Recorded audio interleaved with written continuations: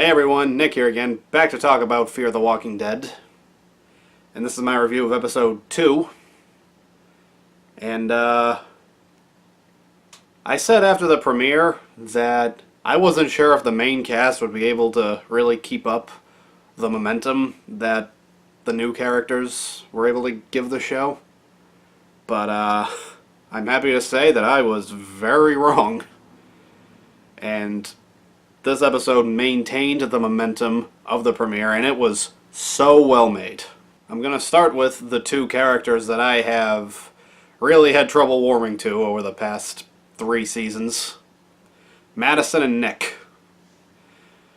I mean, I could not get into Madison because I thought she was way too cold, and I couldn't get into Nick because I thought he was way too irresponsible. But in this episode, Madison feels a lot more human. Like, last season she was being compared to Rick Grimes a lot. I'm like, she's not even close to Rick Grimes. But now, she is. Like, early season 4 Rick Grimes, back when he was a farmer. I mean, Nick is technically the farmer here, but, you know, Madison has the same kind of peaceful, humane mentality that he had. And I appreciate it. It's definitely the most likable she's ever been for me. And as for Nick, he has actually started to take some responsibility for his own life and for the lives of other people that are living in the baseball stadium that they're living in now, which I think is a very smart place to hole up, by the way. He's also pretty shell-shocked still about what went down in the season 3 finale when he blew up the dam while he was standing on it. So, yeah. I guess maybe that has humbled him a bit. Alicia, she's just as awesome as ever. She's still my favorite of the original cast. Well, at least the confirmed alive original cast. Daniel is still my favorite.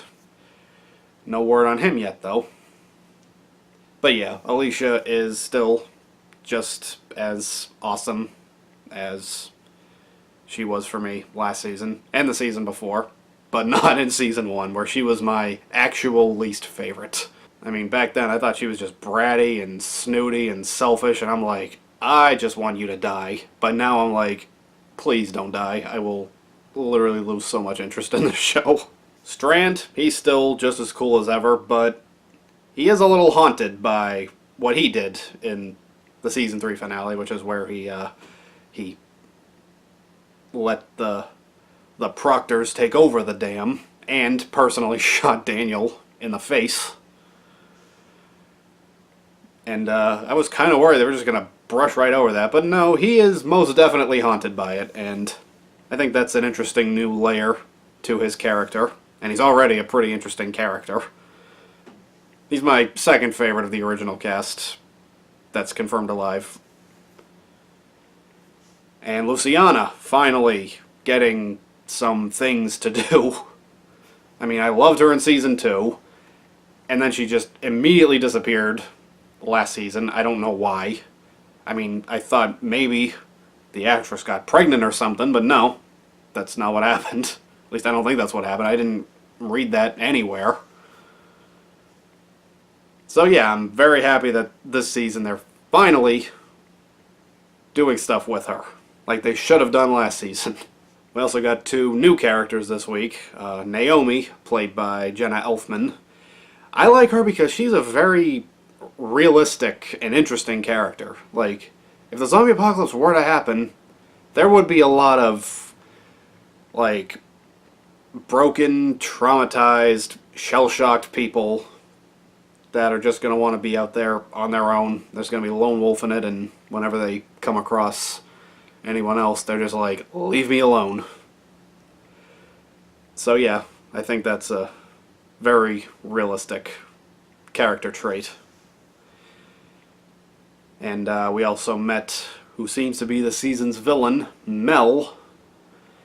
And he is very intriguing for me. I mean, at first I just kind of was like, who's this guy trying too hard to be Negan?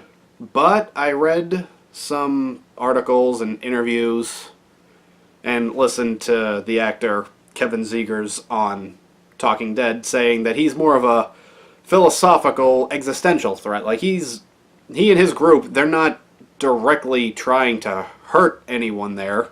They're just waiting. I mean, they're called the Vultures, although I don't know if that's official. I don't know if that's their official name or just what Strand called them, but I mean, they're acting like vultures, so it makes sense. And, you know, as we could see from the end when they catch up with Morgan, Althea, and John Dory, it seems like their happy little home has been destroyed or taken. So I'm very interested to see what he does. Moving on from just the characters, I mean, that's the longest I've ever talked about the characters on this show, because in the past I haven't thought they were that great, to be honest, apart from a couple. But yeah, I'm happy to be talking about the characters more this season. But moving on from them, I thought that the directing and the editing in this episode was very good. Like, there was a lot of really interesting camera angles going on, stuff that just kind of like built up the tension more. And like towards the end when Madison's hammering a nail in the stadium, and then it just immediately cuts to Nick hammering the side of the SWAT truck, Althea's truck. That was a really clever edit, I thought. Although I'm not really sure why he was hammering the side of the SWAT truck. I don't really know what that was for, but whatever. I thought it was a cool transition nonetheless. The showrunners promised they were going to be playing with time this season, and, you know, I wasn't too sure about how that would go. I mean, sometimes it's done well, like Tarantino. He does it very well. But other times, it can just be an absolute mess. Like, there was this one show that was on probably like 10 years ago now called The Event. And that jumped around with time so much and so randomly. And there was one time when, like, I was trying to catch up on some of the episodes because I'd fallen behind. There was one episode I started watching, and the way it started, I'm just like, did I miss an entire episode? So then I just had to go back and rewatch the previous episode just to find out, and I couldn't even tell while I was watching it. Like, did I see this or not? Because it was so confusing. It was just such a mess.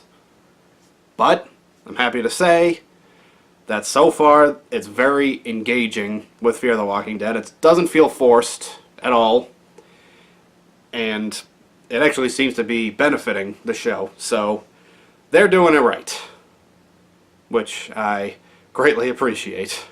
I'm going to give this episode another 10 out of 10.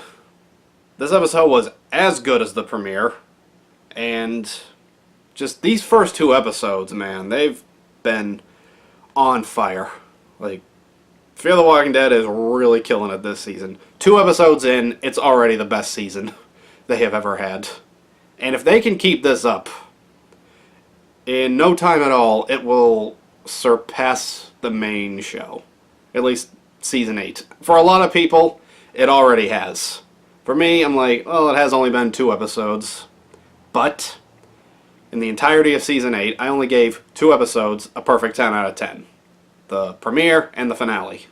So, you know, one more, and Fear the Walking Dead will already have more perfect scores from me. So, we'll see how that goes. And to be honest, next week's episode looks incredible. So yeah, that'll do it for this review, and I will see you next time.